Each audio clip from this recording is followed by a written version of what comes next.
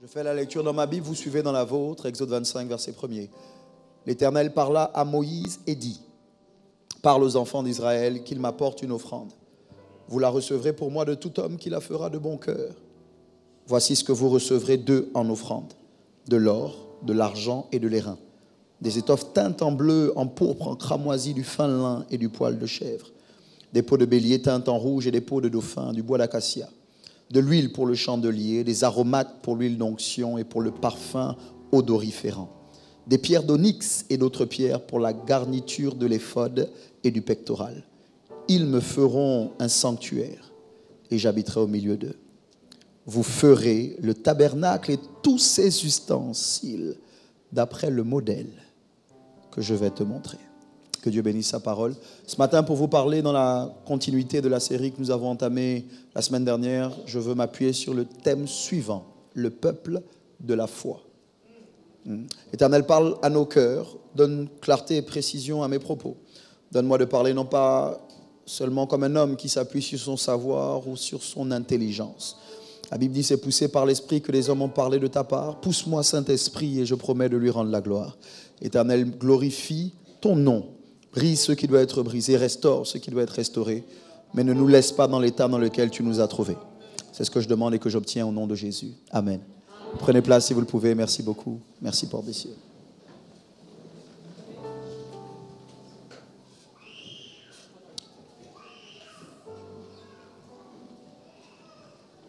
Le peuple de la foi. Le peuple de la foi. J'ai pris le temps la semaine dernière d'indiquer à l'église qu'il y avait des choses que Dieu ne faisait pas sans le peuple. Qu'il y a des choses pour les faire, Dieu a besoin d'un peuple.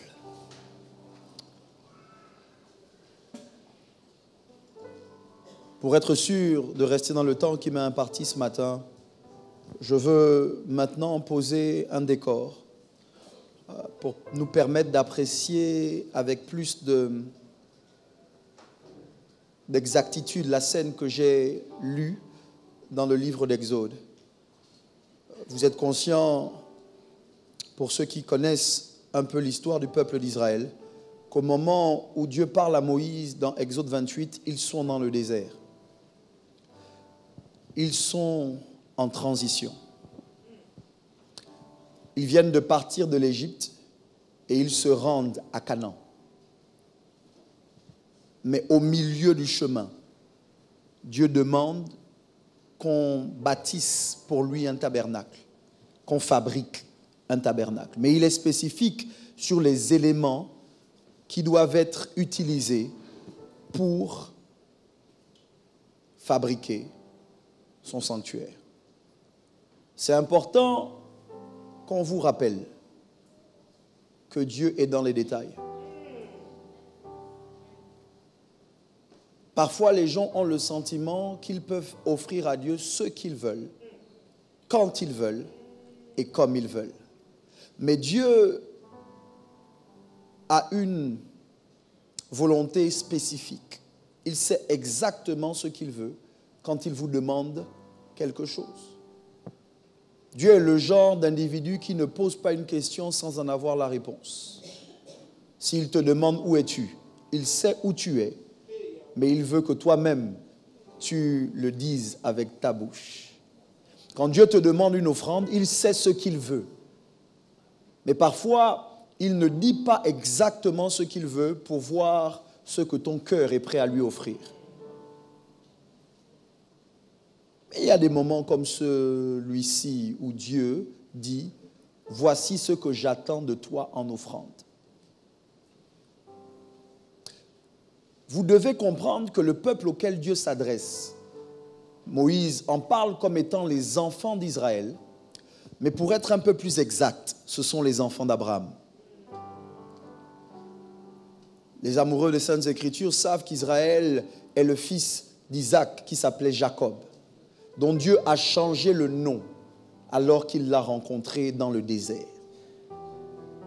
En transition encore, dont Dieu a changé le nom alors qu'il est resté seul avec lui à se battre jusqu'au matin. Pourquoi je fais référence à ce détail? Parce que quand bien même ce sont les enfants d'Israël, vous devez savoir que ces enfants-là sont la promesse que Dieu avait faite à Abraham. Ça veut dire qu'ils portent le nom d'Israël, mais ils sont connectés à Abraham. Je crois que beaucoup d'entre nous, nous sommes en difficulté parce que nous n'arrivons pas à rester connectés à la source à laquelle Dieu a fait la promesse. Je milite pour que ceux que Dieu m'a confiés, pour que les gens que Dieu a joints à moi par la foi ou par les liens spirituels, sachent que s'ils sont mes fils, ils sont les fils de l'évêque. Parce que quand bien même ce sont les enfants d'Israël, ce n'est pas à Israël d'abord que Dieu a fait la promesse. C'est à Abraham. Et j'insiste dessus, pourquoi? Parce que vous devez comprendre que s'ils sont les enfants d'Abraham, ils sont les enfants de la foi. Abraham était stérile, du moins Abraham et sa femme n'arrivaient pas à enfanter. À 75 ans, Dieu le rencontre et lui fait une promesse. My God, I give you praise.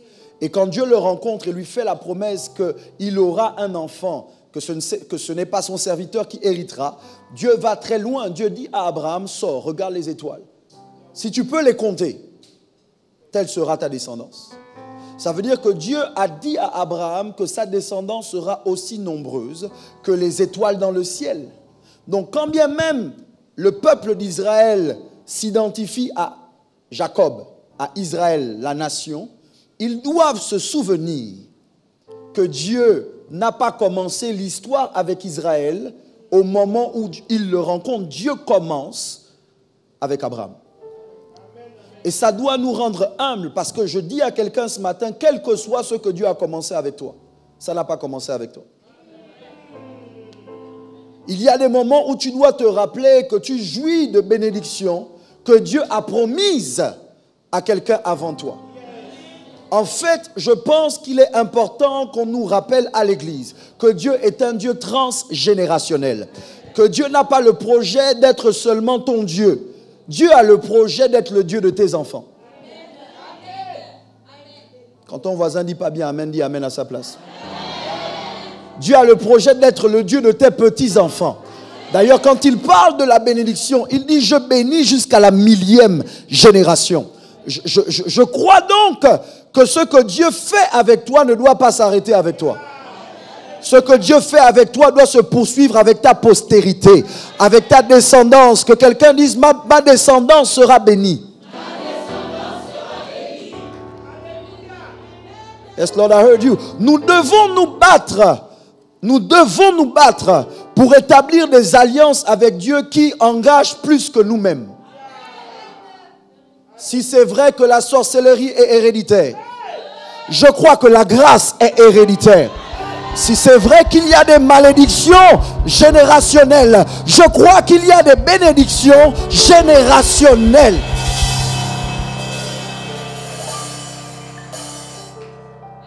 C'est pas possible, ce n'est pas possible, ce n'est pas possible que ton enfant, qui est l'enfant d'une femme de foi, ce n'est pas possible que ton enfant, qui est l'enfant d'un homme de foi, commence sa vie comme l'enfant d'un sorcier. Vive sa vie comme l'enfant de quelqu'un qui adore les arbres. Je veux dire à quelqu'un ce matin que ton adoration engage plus que toi-même. Il y a des moments où tu n'adores pas pour toi parce que tu es arrivé à cette période de ta vie où tu dis Dieu, tu m'as tellement fait du bien que tu peux prendre ma vie maintenant. Mais j'adore pour mon enfant, j'adore pour mon petit-fils, j'adore pour ma petite fille.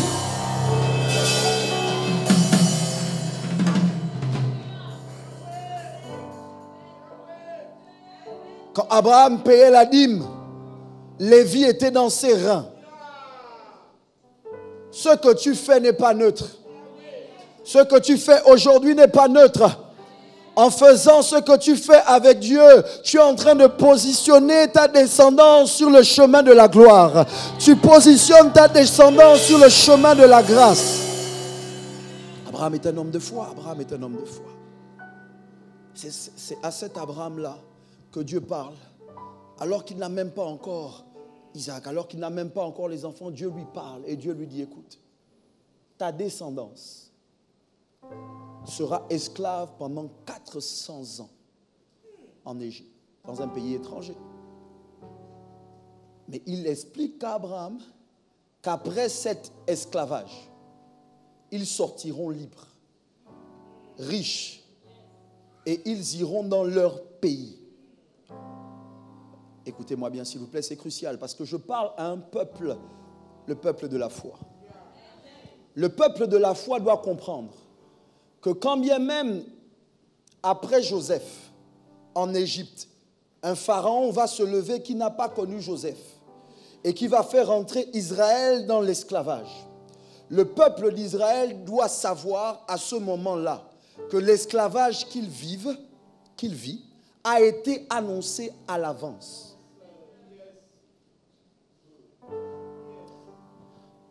L'esclavage qu'il vit a été prédit.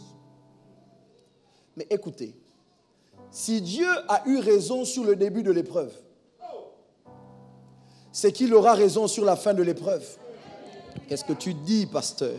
Je dis que quand bien même eux, ils rentrent dans l'esclavage et ils vivent esclaves pendant 400 années ou plus de 400 années. Si on considère qu'une génération c'est 40 ans, il y a 10 générations qui se sont écoulées, qui sont nées dans l'esclavage de telle sorte que la liberté soit devenue un mythe. Les gens se souvenaient lointainement de la liberté. Mais la bonne nouvelle, c'est que quand Dieu parle à Abraham, ils ne sont pas nés, ils n'ont pas encore existé. Donc quand ils commencent à rentrer dans l'esclavage, il faut qu'ils se souviennent que Dieu a fait une promesse à leur patriarche. Et je veux dire à quelqu'un ce matin, oh, I give you praise, que ton esclavage a une date de péremption. Passe en mineur. Ton esclavage a une date de péremption. Regarde ton voisin, dis-lui cette situation-là. Regarde, quand ton voisin ne te parle pas, cherche un voisin qui va te parler. Dis cette situation-là a une date de péremption.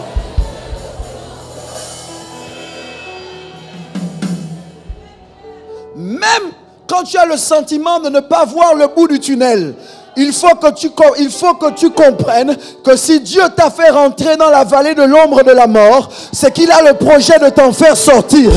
Il n'y a aucune chose que Dieu commence qu'il ne parachève pas. Et je veux dire à quelqu'un ce matin, sous le son de ma voix, que tu ne mourras pas dans cette situation. Que tu ne t'arrêteras pas dans cette situation.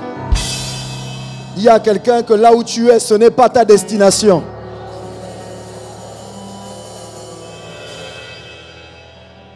« 400 années, 400 années. » Vous savez, quand on dit ça, parfois vous lisez, mais imaginez 400 années.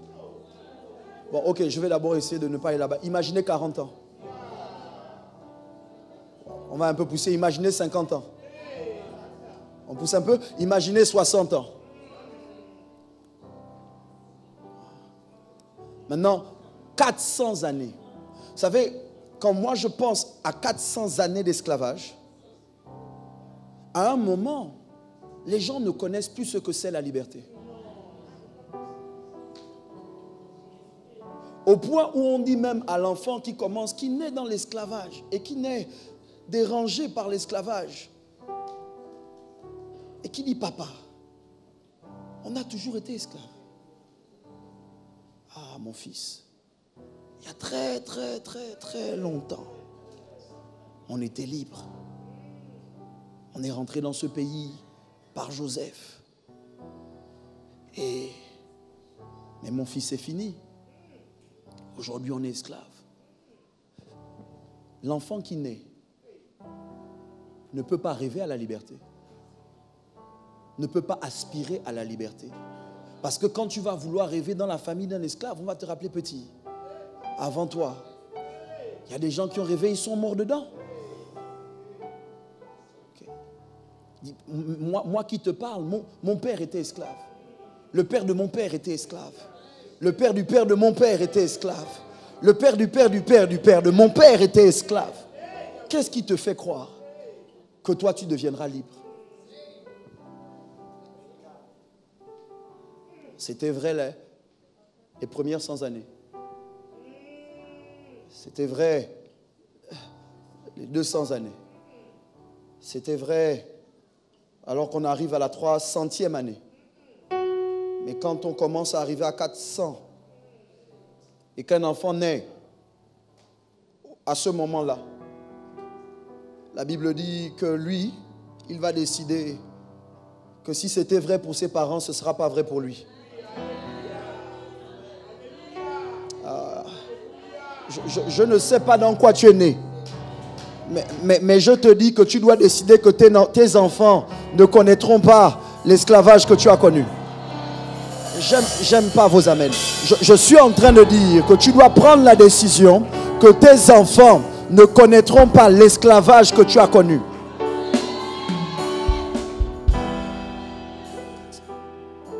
J'entends parfois des parents qui disent, à mon époque, nous on marchait. Puis comme toi tu as marché, tu dis à ton fils, marche aussi. Mais à un moment, ton fils doit te dire, mais papa, c'est justement parce que tu as marché que moi je ne dois plus marcher. Parce que tu as souffert pour nous. À un moment, tu dois te battre dans la vie pour que si toi tu as marché, ton enfant ne marche pas. Que tu puisses le déposer à l'école en voiture. À un moment, tu dois te battre pour que si toi tu as étudié sous les lampadaires, ton enfant n'ait pas besoin de sortir dans la rue pour pouvoir étudier, mais qu'il y ait dans la maison assez de lumière pour qu'il étudie. À un moment, tu dois te battre dans la vie pour que ton enfant soit libre, alors que tout ce que toi tu as connu, c'est l'esclavage. Je parle du peuple de la foi. Et puis cette année-là, qui ressemblait à toutes les autres années, ils avaient crié et prié pendant 400 années. Et le ciel ne semblait pas bouger. Touche quelqu'un à côté de toi, il n'arrête pas de prier. Non, touche quelqu'un d'autre à côté de toi, dis-lui n'arrête pas de prier. Bouscule quelqu'un d'autre à côté de toi, dis-lui n'arrête pas de prier. Certains d'entre vous, vous dites, pasteur, ça fait 5 ans que je prie pour le même sujet. Et Dieu ne m'a pas exaucé. Ça fait 10 ans que je prie. 400 ans en train de prier. Oh Dieu, où est la promesse que tu nous as faite? Oh Dieu, tu avais dit, tu avais déclaré. Oh Dieu. 400 ans. 400 ans. Est-ce qu'il y a des gens qui ont des promesses ici? N'arrête pas de prier. Un jour, Dieu dit, j'ai entendu, j'ai vu, je suis descendu. Mais écoutez, quand Dieu descend, je suis obligé de vous dire toutes ces choses. Quand Dieu descend, il ne descend pas en Égypte, il descend à Madian.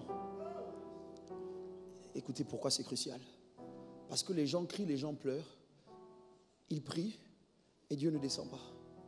Selon eux. Sauf que Dieu est descendu à Madian. Et écoutez, Dieu va devoir parler avec Moïse et le convaincre en disant, il y a des gens là-bas qui sont esclaves, va les libérer. Je ne pars pas. Comment tu ne pars pas? Pourquoi tu ne pars pas? Parce que je ne peux pas parler. Mais comment c'est moi qui ai fait la bouche. Pendant qu'il parle, les gens sont en train de prier et ont le sentiment que Dieu n'est pas descendu. Mais écoutez-moi, ce n'est pas parce que vous ne le voyez pas qu'il n'est pas descendu. Ce n'est pas parce que la situation semble n'avoir pas changé qu'il n'est pas descendu. Il y a quelque temps de cela, j'étais étudiant. Et j'étais dans ma chambre d'étudiant, mon ordinateur sur lequel je travaillais, dont j'avais besoin pour pouvoir écrire mes différents rapports, est tombé en panne. Et puis là, dans ma chambre d'étudiant, allongé sur mon lit, j'ai prié, j'ai dit à Dieu, j'ai juste soupiré, Seigneur, j'ai besoin d'un nouvel ordinateur. Et puis, quelque temps plus tard, une semaine plus tard, je pense une jeune femme vient vers moi. Elle me dit, est-ce que je peux te parler? Je dis oui. Elle me dit, bon, Dieu m'a demandé de te dire quelque chose, de faire quelque chose pour toi et tu ne peux pas dire non. J'ai dit, dis d'abord. Après, elle a dit, Dieu m'a demandé de t'acheter un ordinateur tout neuf. J'ai dit, c'est Dieu qui t'a parlé.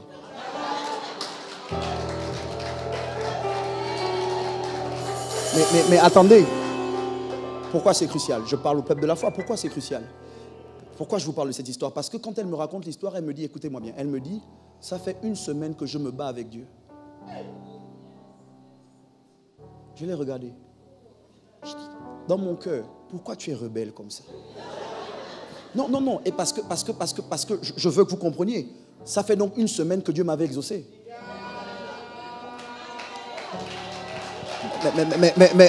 Mais je ne le savais pas parce que je n'avais pas la machine. Quand elle arrive vers moi et qu'elle me dit, ça fait 1 semaine que Dieu me dit, achète-lui un ordinateur tout neuf. Ça fait donc 1 semaine que Dieu est descendu, mais il n'est pas descendu chez moi. Il est descendu chez elle et ça fait 1 semaine qu'elle se bat avec Dieu. Est-ce que je peux dire à quelqu'un que ça fait 1 semaine que Dieu t'a exaucé? Est-ce que je peux dire à quelqu'un que ça fait 1 mois que Dieu t'a exaucé? Est-ce que je peux dire à quelqu'un que ça fait un moment que Dieu t'a exaucé?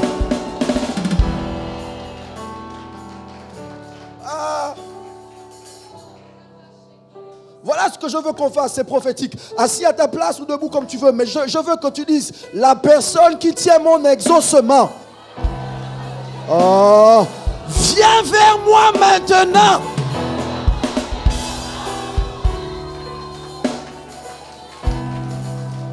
Tu pries, tu pries, tu pries, tu pries. Seigneur, ne vois-tu pas? Seigneur, n'entends-tu pas? Seigneur, ne sais-tu pas? Et puis Dieu est descendu chez quelqu'un en lui disant, va régler le problème de cette femme. Et ça fait 1 semaine qu'elle se bat avec Dieu. Ça fait 1 semaine que ton argent est débloqué. Mais il y a quelqu'un qui dit, ah, je ne veux pas partir maintenant. Pourquoi? Quand je la regarde, elle n'a pas besoin de l'argent. Oh my. Le peuple de la foi. Le peuple de la foi doit comprendre que ce n'est pas parce qu'on ne voit pas une chose qu'elle n'existe pas. Le peuple de la foi doit comprendre que Dieu prend ses responsabilités. Quand un malheureux crie, l'Éternel l'entend. Je disais aux gens du premier culte, et je ne sais pas si je pourrais tout vous dire ce matin, mais je disais aux gens du premier culte que sauf si vraiment vous avez le projet pour les hommes ou les femmes de vous marier avec quelqu'un qui est encore au berceau. Attendez. Attendez d'abord, laissez-moi vous expliquer, je pousse. La personne que vous allez épouser est déjà née. Ce n'est pas parce que vous ne la voyez pas qu'elle n'existe pas. Vous devez savoir que Dieu est déjà descendu. Mais de la même manière qu'il travaille sur toi, il travaille sur lui ou sur elle. Mais le problème de beaucoup d'entre vous, c'est que vous vous dites, Seigneur, depuis je prie, tu ne me donnes pas. Mais qui t'a dit que Dieu ne te donne pas? Ce sont tes yeux. Mais ta foi doit te dire que dès le moment que tu as prié et que Dieu t'a entendu, il t'a exaucé. Bon, ok, c'est juste parce que je veux descendre, mais à cause d'eux, je veux dire à quelqu'un, ton milliard est déjà là. Ton entreprise est déjà là. Ton travail est déjà là. Ta guérison est déjà là. En fait, bouscule 2-3 personnes. Dis-leur, tu es déjà exaucé. Tu es déjà exaucé. Tu es déjà exaucé. Tu es déjà exaucé. Tu es déjà exaucé. Tu es déjà. Ton voisin n'aime pas quand tu lui donnes de bonnes nouvelles. Donc cherche un autre voisin sur qui tu vas dire, à qui tu vas dire de bonnes nouvelles. Dis-lui, tu es déjà exaucé. Tu es déjà exaucé. Tu es déjà exaucé. Tu es déjà exaucé. Tu es déjà exaucé.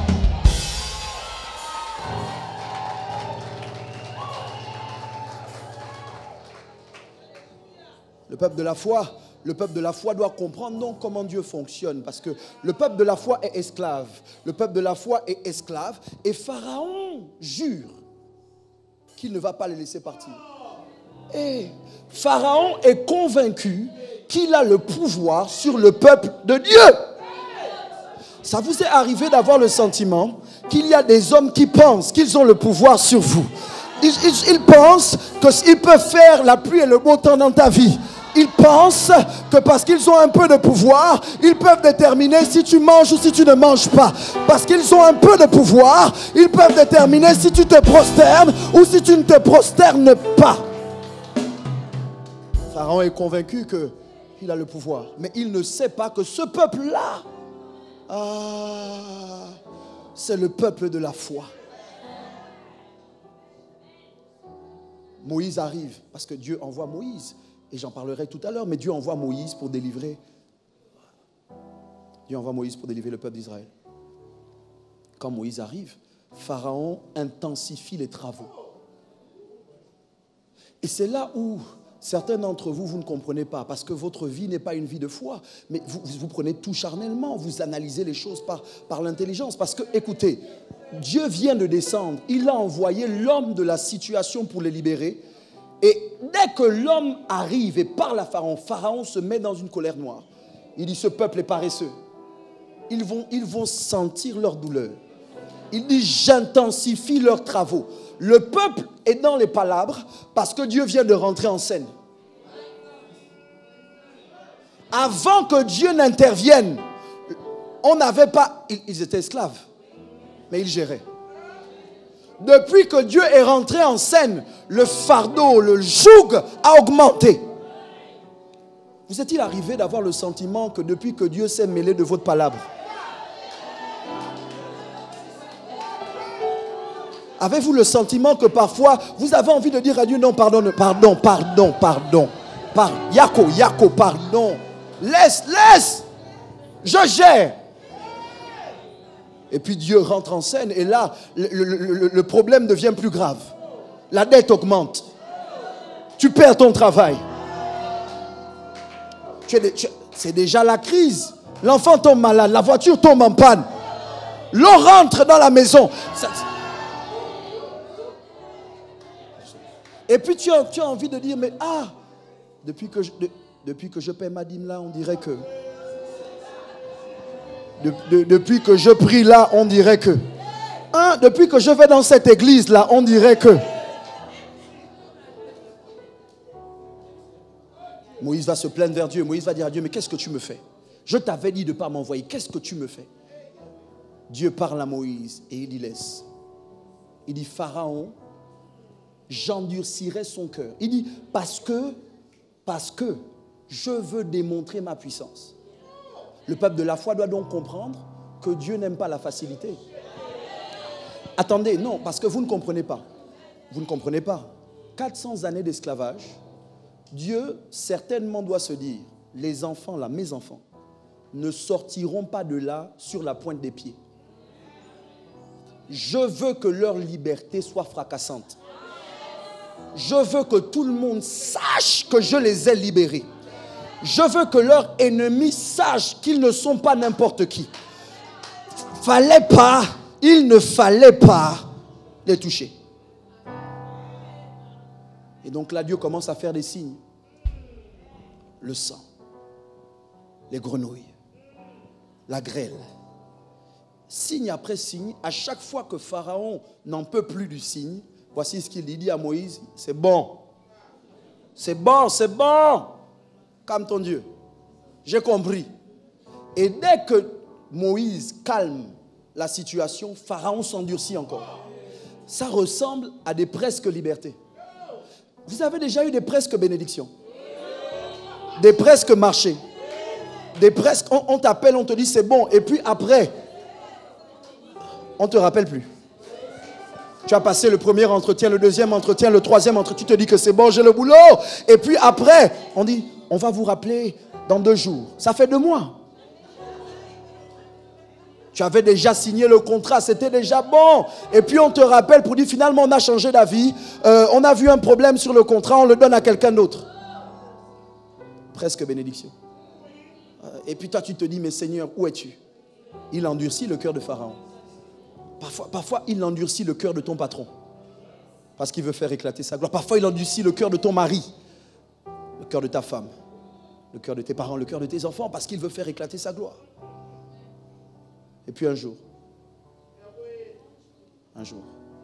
Pharaon, c'est le 9e signe. C'est le 9e signe. Pharaon dit à Moïse, c'est bon, j'ai compris. Arrête. Toi et ton peuple, avec vos enfants, partez. Attendez. Partez. Mais il dit, vos bœufs, votre bétail, reste ici. C'est la 9e plaie. Il dit, je suis d'accord de vous laisser partir, mais sans vos bœufs. Moïse dit, avec quoi offrirons-nous des sacrifices à Dieu? Est-ce que vous savez qu'il y a des gens qui sont d'accord que vous partiez sans argent? Ils sont d'accord. Prends ta liberté. Mais tout ce que je t'ai donné, ça reste. Les gens qui sont d'accord. Mais, mon Dieu, 400 années d'esclavage sans salaire. Je veux dire à quelqu'un ce matin, je ne sais pas qui c'est, mais il y aura un rappel. Je veux dire à quelqu'un, il y aura un rappel. Il y aura un rappel. C'est la 10e plaie, Fred, c'est la 10e plaie, c'est la 10e plaie. Et Dieu dit, c'est bon, cette fois-ci là, il va vous laisser partir. Mais écoutez, j'aime trop ce que Pharaon dit avant la 10e plaie à Moïse. Il dit à Moïse, c'est la dernière fois que je te vois en face. La prochaine fois que tu vois ma face, tu vas mourir. Écoutez bien, il dit à Moïse, la prochaine fois que tu vois ma face, tu vas mourir. Et c'était effectivement la dernière fois qu'il voyait la face de Moïse. La prochaine fois qu'il a vu Moïse, il a vu son dos. Moïse était devant avec le peuple en train de traverser la mer Rouge. Pharaon a couru après eux. Il a été englouti par la mer. Oui, je veux te dire, la personne qui t'a manqué de respect de face, la personne qui t'a minimisé en face, à cause de ça, elle verra ton dos.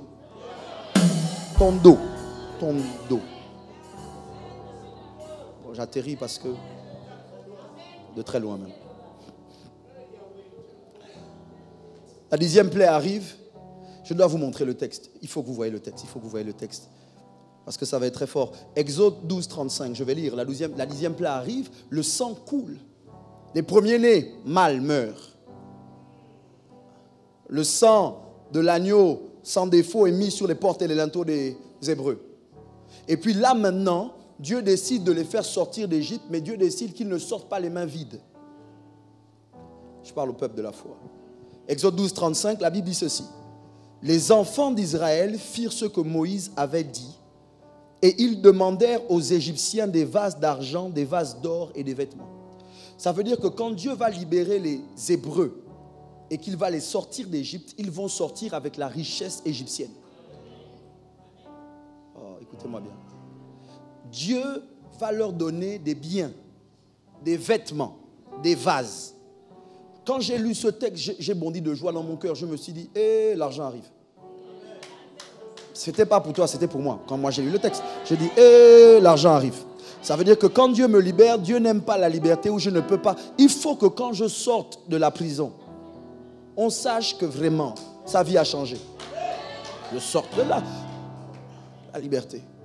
Mais ce qui m'a choqué, c'est quand j'ai découvert qu'en fait, ce texte m'a induit en erreur. Parce que pendant longtemps, j'ai pensé que c'était les Hébreux qui avaient dépouillé les Égyptiens et qu'ils étaient sortis avec leurs vases d'or, d'argent et leurs vêtements. Le texte semble dire ça, mais j'ai découvert un texte qui ne dit pas ça. Oh, vous allez aimer. Est-ce que je vous dis? Exode 3, 22. Exode 3, 22. Si vous avez trouvé, dites Amen. Il y en a, vous ne cherchez même plus. Exode 3, 22. Vous devez voir ça avec vos yeux. Je lis dans ma Bible, voici ce qui est écrit. Chaque femme demandera à sa voisine et à celle qui demeure dans sa maison des vases d'argent, des vases d'or et des vêtements que vous mettrez sur vos fils et vos filles et vous dépouillerez les Égyptiens.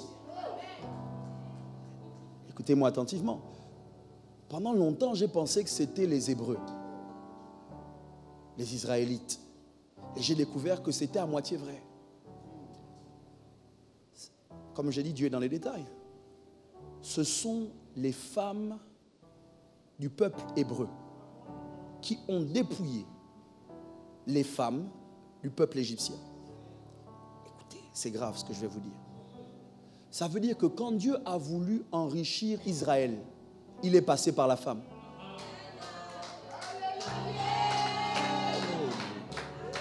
Oh Dieu. Je comprends pourquoi il y a des églises qui restent pauvres. Parce qu'on ne permet pas aux femmes de fabriquer l'argent. On ne permet pas aux femmes d'aller chercher l'argent. Ce texte-là est très fort. Ce texte dit que ce sont les femmes qui ont demandé aux voisines égyptiennes, donne-moi ton vase. donne-moi ton or, donne-moi ton argent, donne-moi ton vêtement. Est-il possible que cela signifie que dans notre temps et notre ère, les femmes n'ont pas juste le positionnement de quelqu'un qui doit recevoir, mais les femmes en réalité, comme Dieu l'a pensé depuis Genèse, doivent être des aides. Je n'ai plus le temps de lire tout le Proverbe 31, mais vous allez lire chez vous. J'ai lu. Le Proverbe 31 dit: la femme vertueuse se lève tôt le matin. La femme vertueuse, elle donne des ordres à ses servantes et ses serviteurs. La femme vertueuse pense à un champ et elle l'acquiert. La femme vertueuse travaille dans son propre champ. La Bible va très loin. La Bible dit que c'est à cause de la femme que son mari est loué aux portes. Ça veut dire que le mari peut faire le malin quand il est avec les autres hommes. On dit, non Joe, on dit non, on dit on te respecte. Mais on ne te respecte pas à cause de toi, on te respecte à cause de ta femme. On dit non, ta femme ne blague pas. Ta femme c'est une entrepreneuse. Ta femme c'est une travailleuse. Ta femme c'est une bosseuse. Le Proverbe 31 dit que la femme vertueuse ne mange pas le pain de la paresse.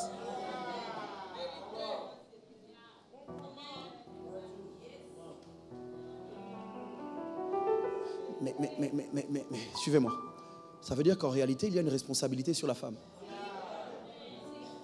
De mettre en place des systèmes pour que les autres femmes qui sont dehors, qui sont peut-être égyptiennes, donnent leur or, donnent leur argent. Comme un pasteur, il faut créer une entreprise, un salon de beauté, un salon de coiffure, un restaurant, un prêt-à-porter, un pressing. Et puis les gens viendront dépenser, mais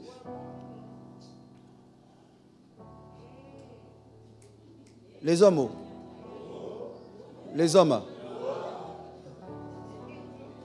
Je ne suis pas en train de dire que les hommes doivent être paresseux et que les hommes ne doivent plus travailler, que les hommes ne doivent pas prendre leurs responsabilités. Mais ce que je suis en train de dire, c'est que la femme doit arrêter d'avoir la main tendue pour dire: bébé, est-ce que tu peux me donner l'argent pour les cheveux? Bébé, est-ce que tu peux me donner l'argent pour faire les ongles? Bébé, est-ce que tu peux me donner l'argent pour aider ma mère? Bébé, est-ce que tu peux me donner l'argent pour aider mon frère? Bébé, est-ce que tu peux me donner l'argent? À un moment, la femme doit se fâcher. Et la femme doit dire: bébé, tiens l'argent, va te balader un peu. Bébé, tiens l'argent, va acheter tes vêtements. Bébé, tiens l'argent, va faire des courses. Bébé, tiens l'argent, voyage, va à Dubaï. Bébé, tiens l'argent.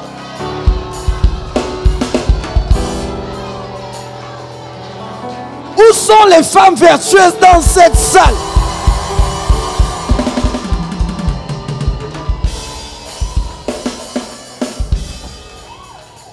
À un moment, la femme doit arrêter d'avoir la main tendue pour demander. La femme doit avoir la main tendue pour donner.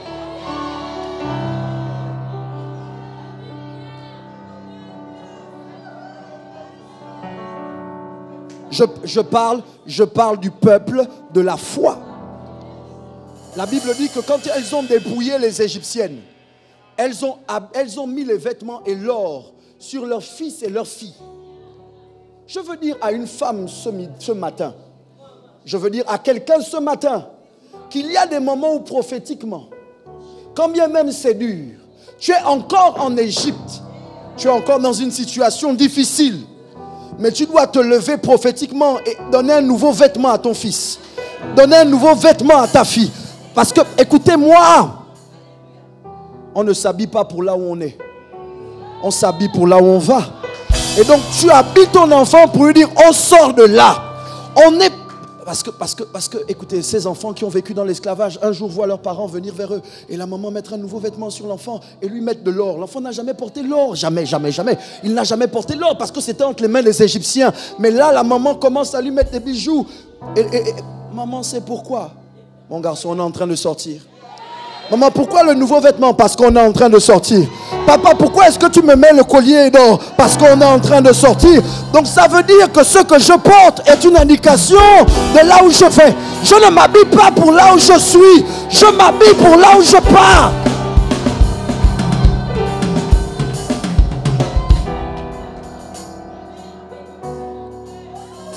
Le peuple de la foi. Et donc, vous comprenez donc maintenant pourquoi il se retrouve dans le désert avec de l'or, avec des peaux de dauphin, avec du bois d'acacia, avec tous ces éléments-là. Parce qu'en réalité, ils sont sortis avec de l'Égypte. Il n'y avait pas de magasin dans le désert où on achète une peau de dauphin, s'il vous plaît. Ça coûte combien?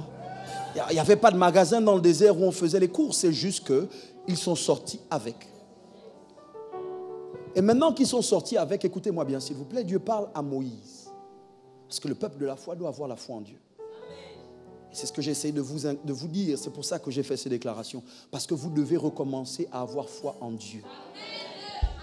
Quel que soit ce que vous vivez, quel que soit le pharaon, quelle que soit la situation, vous devez recommencer à avoir foi en Dieu. Mais la foi en Dieu n'est pas suffisante parce que maintenant Dieu arrive. Et Dieu dit aux enfants d'Israël par la bouche de Moïse, on veut bâtir quelque chose, on a besoin d'or, on a besoin de bois, on a besoin d'argent. Dieu est spécifique sur les éléments parce que si Dieu en parle spécifiquement, c'est que c'est dans le peuple. Et c'est là où je perds le peuple. Parce que vous devez comprendre, écoutez-moi, c'est crucial. Quand Dieu veut faire quelque chose de majeur sur la terre, il appelle un homme. Il n'appelle pas un peuple, il appelle d'abord un homme. À cet homme, il donne une vision. Mais il est conscient que la vision est beaucoup plus grande que l'homme, donc il est obligé de lui adjoindre un peuple. Donc Dieu lui associe un peuple. Voilà pourquoi on dit malheur à l'homme seul. Parce que quel que soit ce que Dieu veut faire, tu ne dois pas être seul. Et quand Dieu adjoint le peuple à l'homme, maintenant qu'il y a l'homme avec la vision et qu'il y a le peuple, Dieu doit envoyer la provision. Mais Dieu n'envoie pas la provision à l'homme. Dieu envoie la provision au peuple.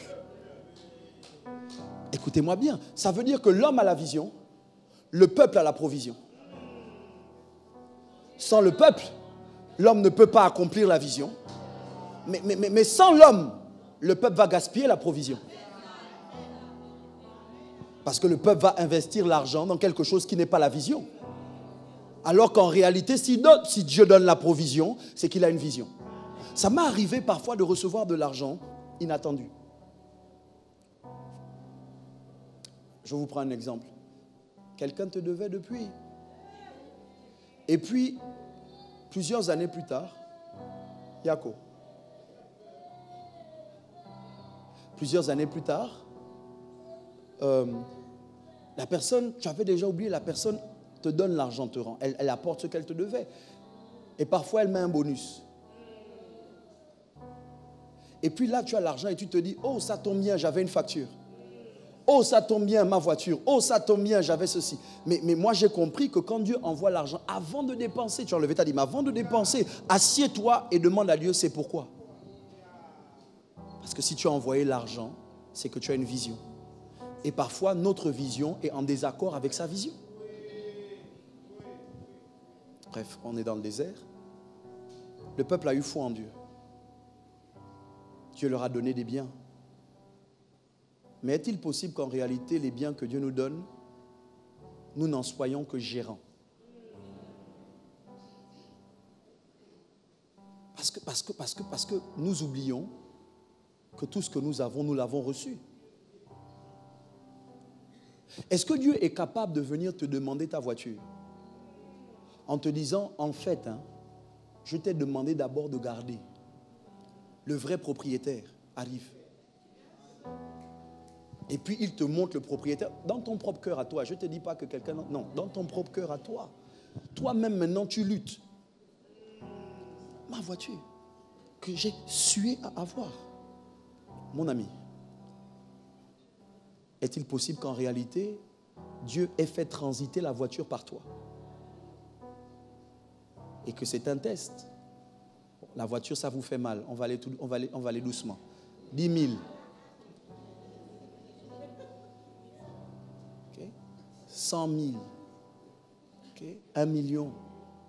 Que parfois l'argent vienne, mais que ce ne soit pas pour toi. Ce soit pour la vision.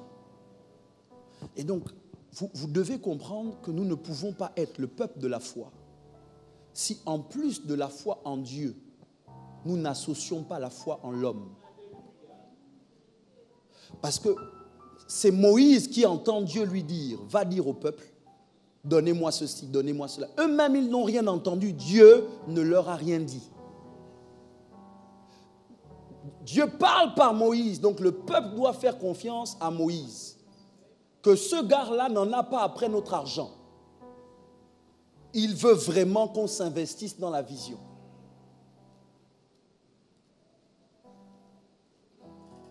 Je sais que ce n'est pas vous, mais il y a un type de peuple qui me fait peur.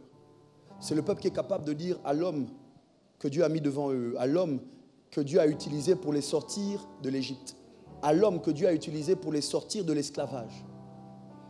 Pourquoi tu n'as pas pris ton argent quand tu es sorti d'Égypte avec nous? Pourquoi tu ne travailles pas comme nous pour avoir ton argent à toi-même?